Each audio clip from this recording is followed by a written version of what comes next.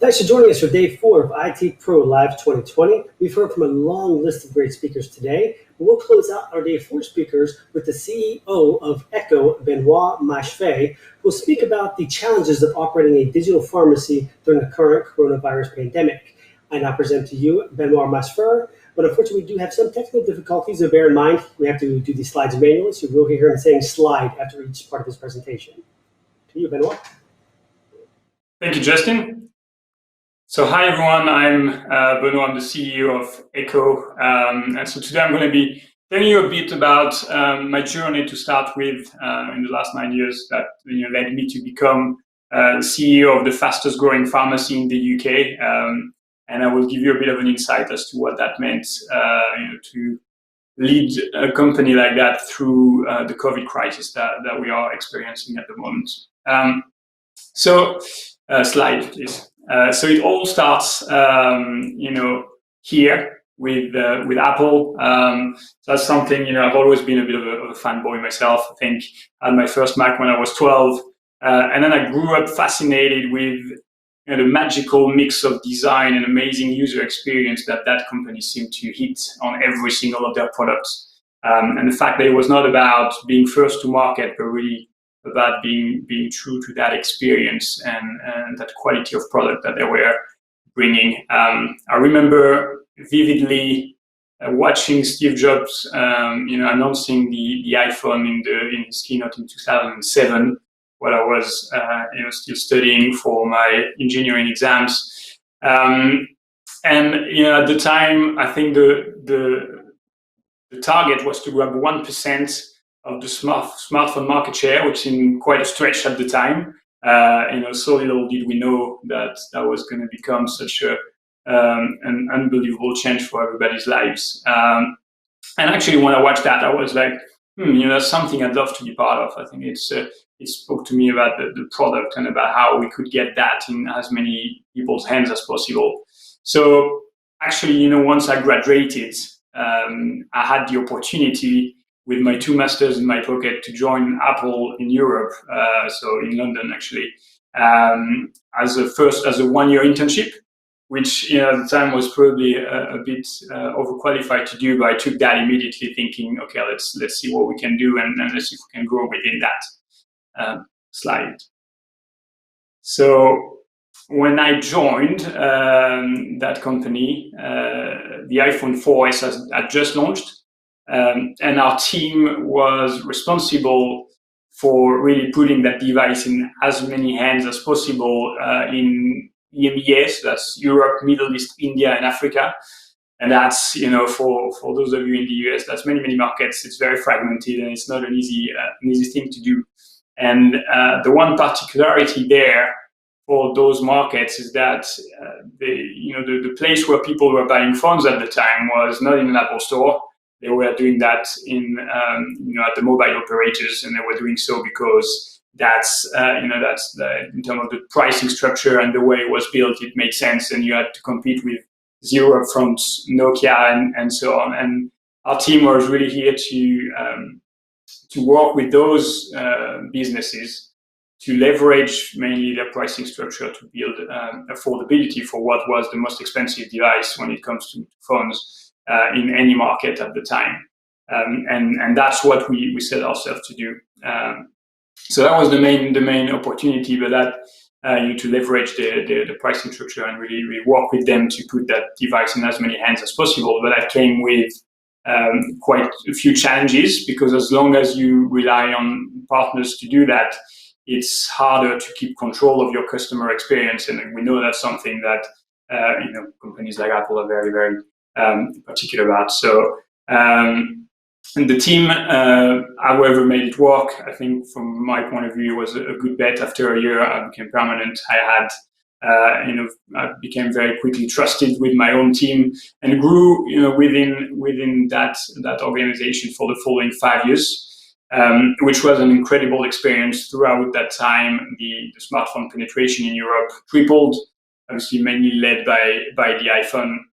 And that was, something, being able to contribute to such growth and such a success story is really something that I think feed your your ambition and your willingness to repeat that in the future. Next slide, please. So through that experience, I learned a few key points that will become valuable, as I then evolved with Echo. And that's, a few key points I wanted to share. The first one is go where your customers are. And that's something that, the team I was in really quickly understood. That is like, if most people buy their phones in your mobile operators, that is where you're going to have to sell the phone. And that's quite a vital learning, especially when it comes to marketing as well, something that they leverage very well. The second one is never compromise on your customer experience. It doesn't matter what you have to do to grow your business. I think it is important to stay, remain that. And one good example of what that team does at the time is like, how do you replicate the experience you would have if you were to buy an iPhone in an Apple store into a mobile operator store, which has a different focus because obviously their core business is different. It's not selling hardware, it's selling services. And at the time, Apple was investing a lot in putting that experience into the mobile operators shops in the whole of Europe. And that was definitely a key learning as to how much investment went into that, how much time, and the impact they actually had on being able to put the iPhone in as many hands as possible. And finally, stay true to your brand. And that's something that, as throughout that journey, when you go and obviously competition starts to heat up, and you've got cheaper devices and you've got different approach to what a smartphone is in that case.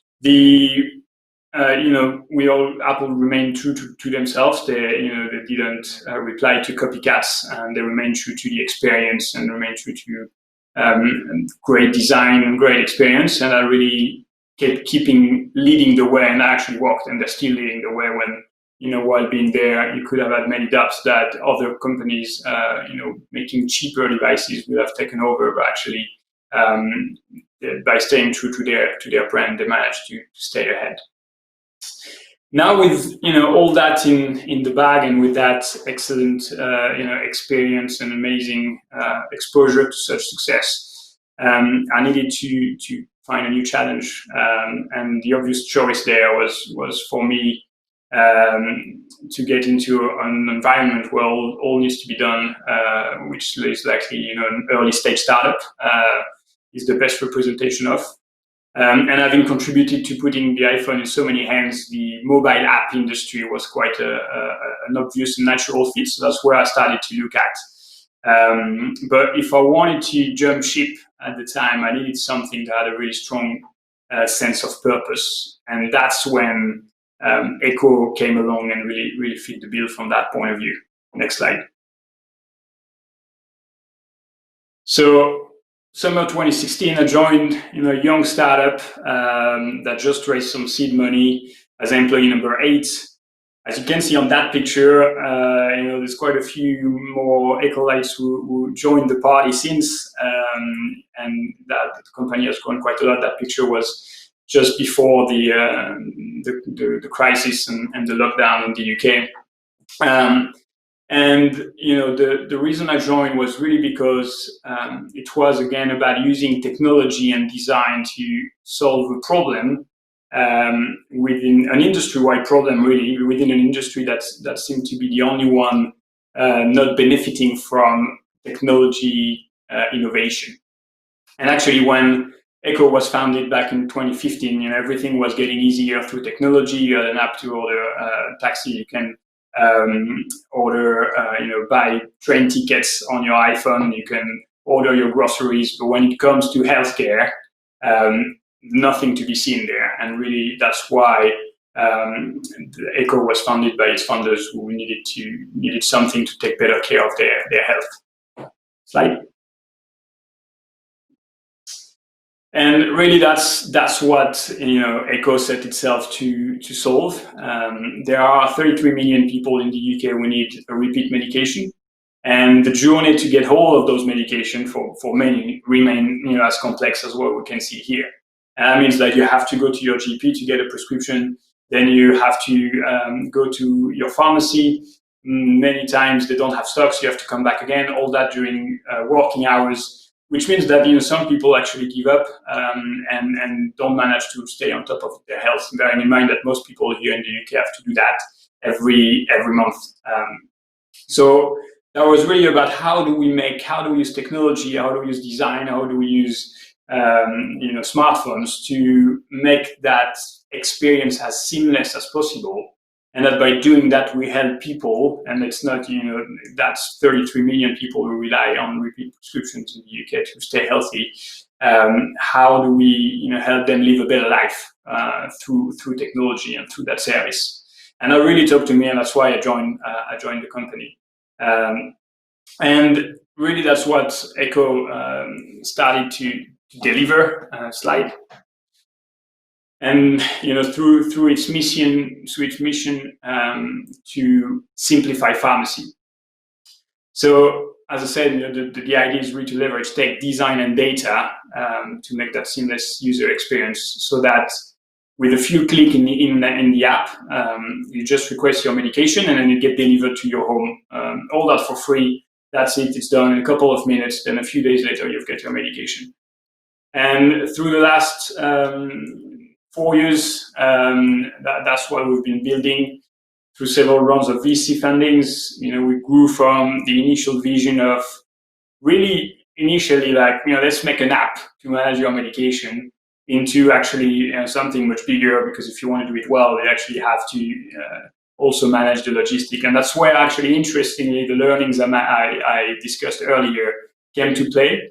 And we said about never compromise on your customer experience. And that's really something that at Echo actually we were confronted very early on, as to how having an app is great, people can request their medication, but how do you actually make sure that they get it on time and it's a reliable service and you ship the right medication? I mean, it's pharmacy, right? It's not. It is much more complex than your standard e-commerce. And then through that learning, we quickly realized that if we wanted to build that seamless customer experience that our patients deserve, we had to vertically integrate and become our own online pharmacy.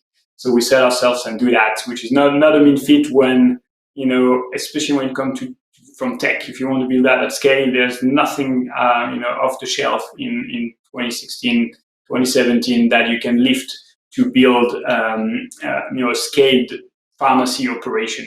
So that's when, again, using technology to be smart in the processes and build that experience that our patients deserve. The second one was, we said about go where your customers are. And actually, that's an interesting one, because being all 30, 35 initially was as I said, let's make an app that works. And actually, the younger you are, the more likely you are to have a smartphone, but also the less likely you are to need medication. And interestingly, the one who need our service the most are the one who are the less likely to be completely proficient with a smartphone. Obviously, that is changing, but at the time, that was something that needs to be addressed. So, bearing that in mind, we quickly built a web version of the service. So really, answering that learning. And finally, stay true to your brand. That's something that Echo has been doing ever since it's been created.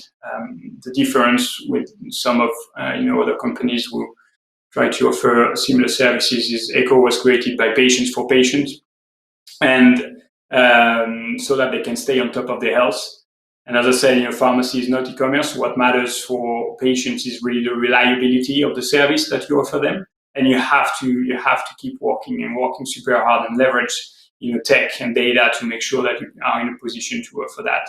Obviously, along the way, you'll have many people telling you that you should cross-sell anything at the first opportunity. But I think by staying true to our brand, that's how we actually managed, and pouring through in those years to actually today be in a position where we are offering the best and most reliable digital pharmacy offering in the whole of England. So through those 4 years, personally, it's been an eventful journey. It's interesting how the big corporation work as much as you learn a lot. It doesn't really prepare you for the early stage startup madness and roller coaster that is. I think that's something to bear in mind. However, if you're willing to work hard and learn a lot, because you will be constantly out of your comfort zone, but that's also how you learn the faster. So it's been an amazing journey, and I've contributed to that in several leadership roles. But then talking about being out of the comfort zone and learning curve, I then became and stepped up and became CEO of the company back in January. And that has been also an eventful journey. It's obviously 6 weeks in the role. Interestingly, we entered in the COVID crisis, and I thought that was interesting. As part of that journey to give a bit of an insight as to how we manage this. So next slide. So what the COVID crisis meant for us was, a massive surge in demand for our service. Obviously, as the first legislations around having to stay at home and for the older persons to shield from the virus, the demand started to surge.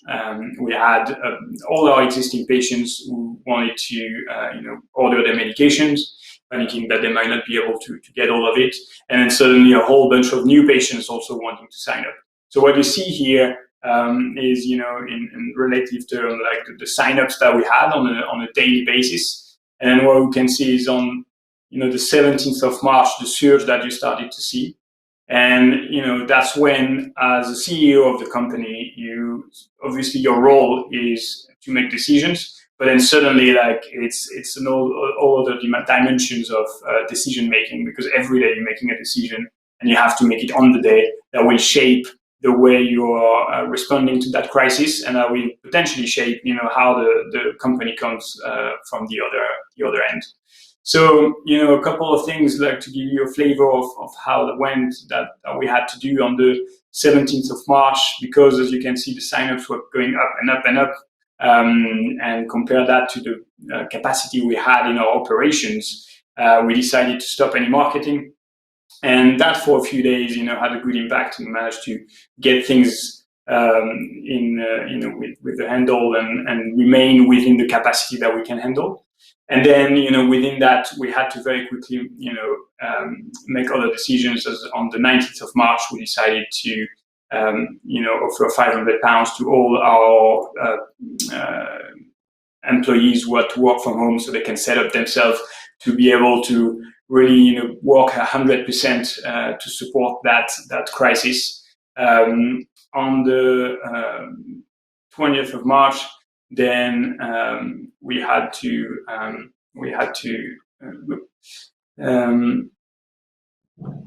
go and start tender for a new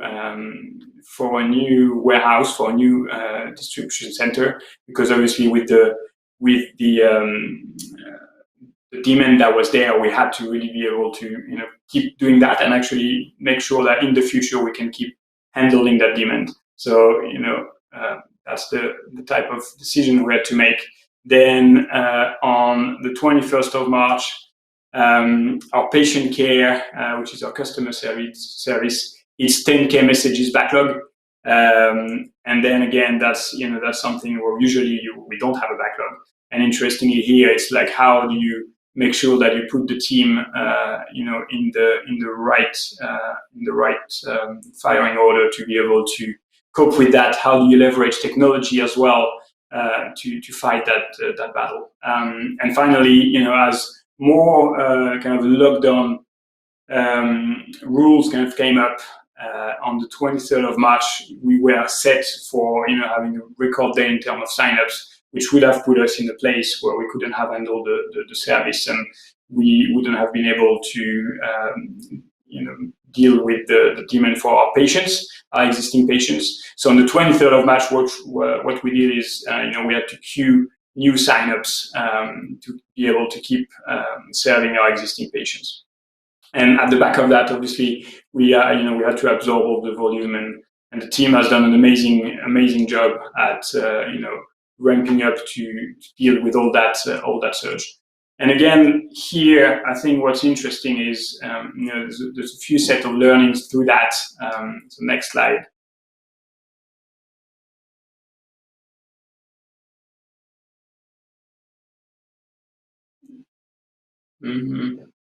Doesn't seem to be the right slide.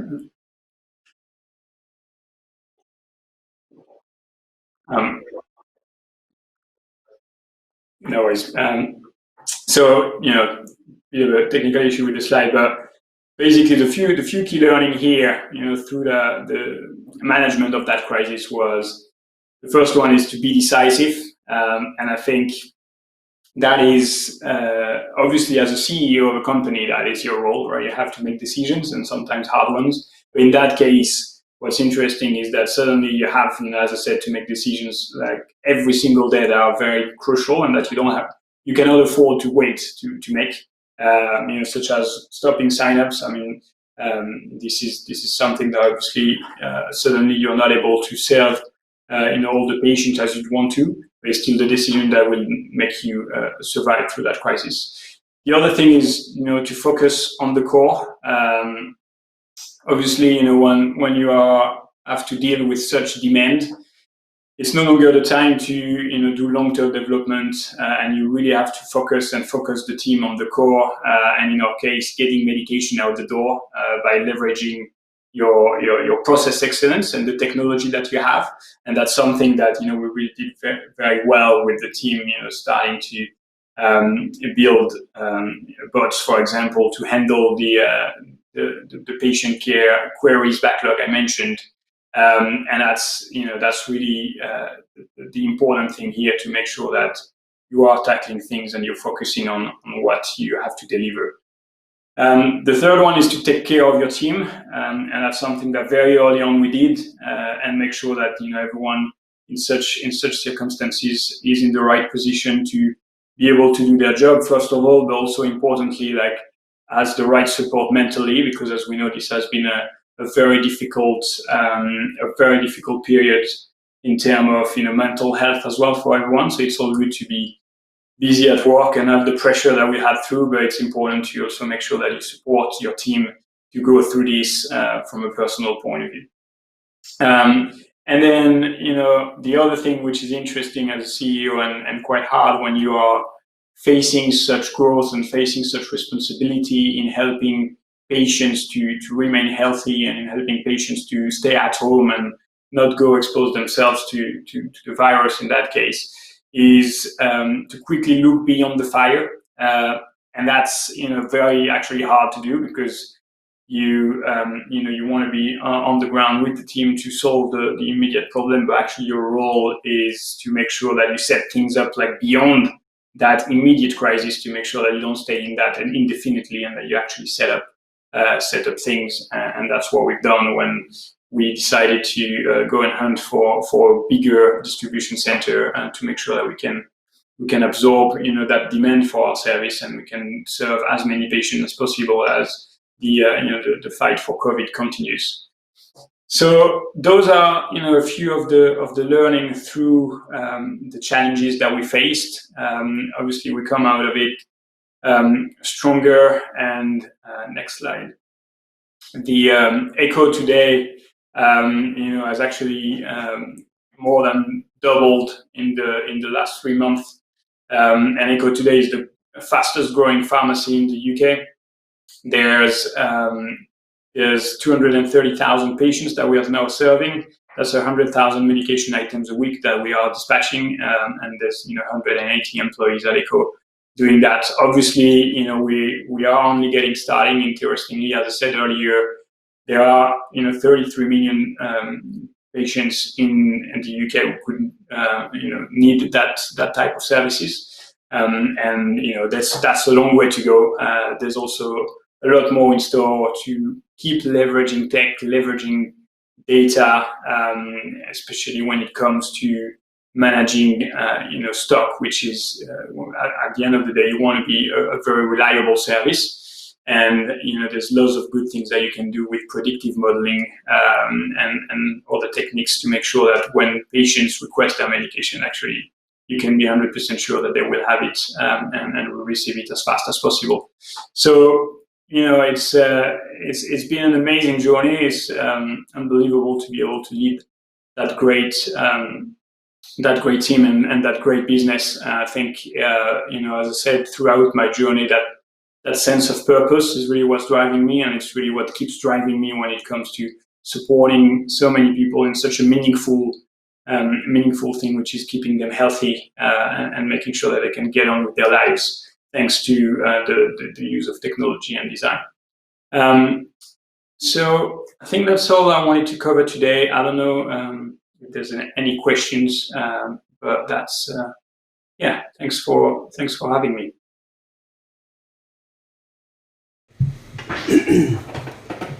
Great. Thank you so much, Benoit, for an informative and engaging presentation. We appreciate you taking the time. We know it's very valuable to you, so thank you so much for that. And thank you to all of our viewers for joining us for day 4 of ITPro Live 2020. Today we covered a ton about AI, machine learning, disruptive tech, doing more with less, managing expectations, and a ton more.